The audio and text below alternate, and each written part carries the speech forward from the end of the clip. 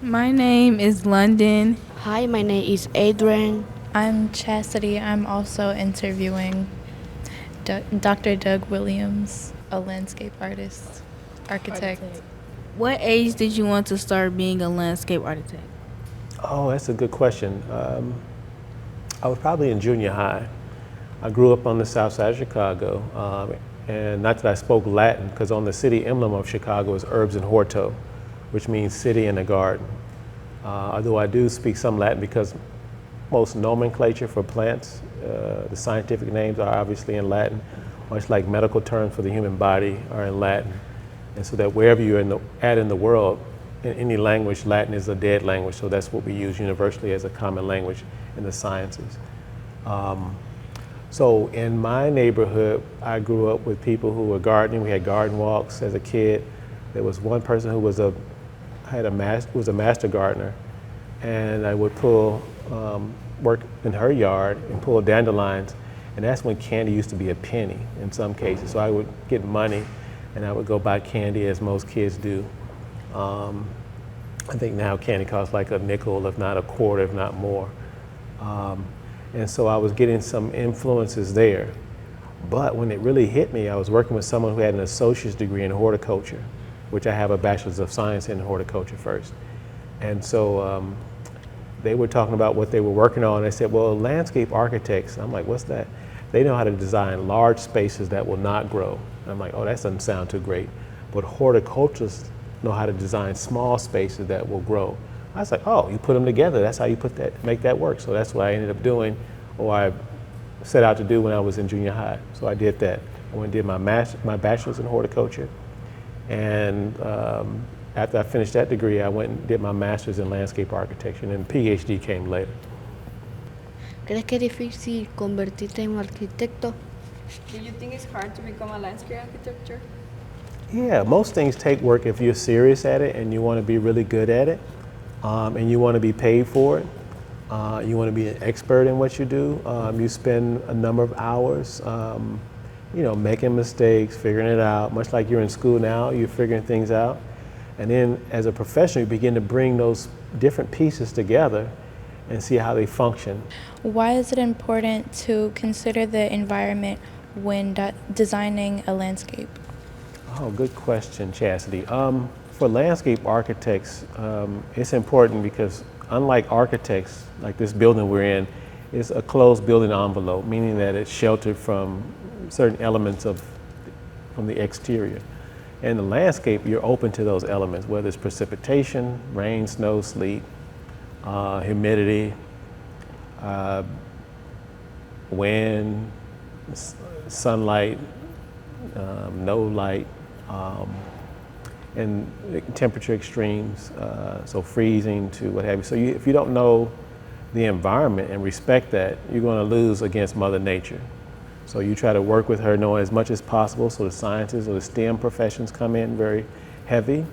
With climatic changes, we see it directly because it impacts how things grow.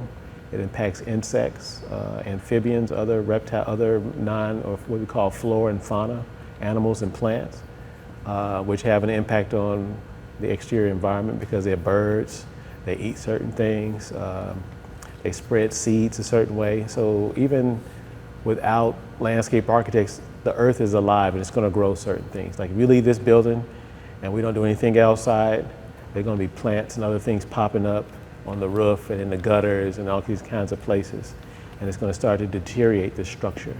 So as a landscape architect, if we know about the environment, we work with it to kind of work in tandem and in relationship with the environment so that our landscapes aren't a heavy burden to those to maintain, or it has a budget and has the resources to do so, but also the buy-in from the community because you want other people to enjoy it and appreciate it, because if they don't, then they won't invest in it. Their state representatives or their civic engagement, the volunteers, people won't come to be inspired to actually care for it. So you'll lose that original idea over time. ¿Cuánto tiempo toma terminar un proyecto? About how much time does it take to finish a project? Usually for even a residential design, just the design of a project, I will work on that for about a month. And so projects can take, depending on what the level of investment is. Usually I have a meeting with the client and get to know them a little bit like we're talking now. And then I walk the site if I'm able to get to the site. And then I go back and I look at maybe older plans from that site and I create a base map. And then from that base map, I begin to work in the ideas that I've heard from them and in things that I know that they like. And then based on what I've seen, based on who they are, I try to put that personality into the landscape. And then some projects can take longer because they're like general management plans for like the National Park Service, where you're trying to get as many people who participate in those spaces to have some input. So they can say, well, they did ask me about skiing there or motorbiking or driving my car or horseback riding. So we want to get all those different participants, or even First Nations, to know about when they have certain rituals and practices that are there. They want to not be uninterrupted. And so we try to have everyone's input so they can have the best experience for whatever landscape I'm working on. What was your longest project that you have done? Right now, one thing that I'm working on is taking some time I've worked on now for more directly since 2019, was to plant several hundred trees in the Chicagoland area. And I'm hoping to plant, nearing in the next 2 years, to plant over 1,000 trees in my own neighborhood. I've already planted about 1,000 trees in the state of Illinois. Can you explain what sustainable or eco-friendly design means in your work?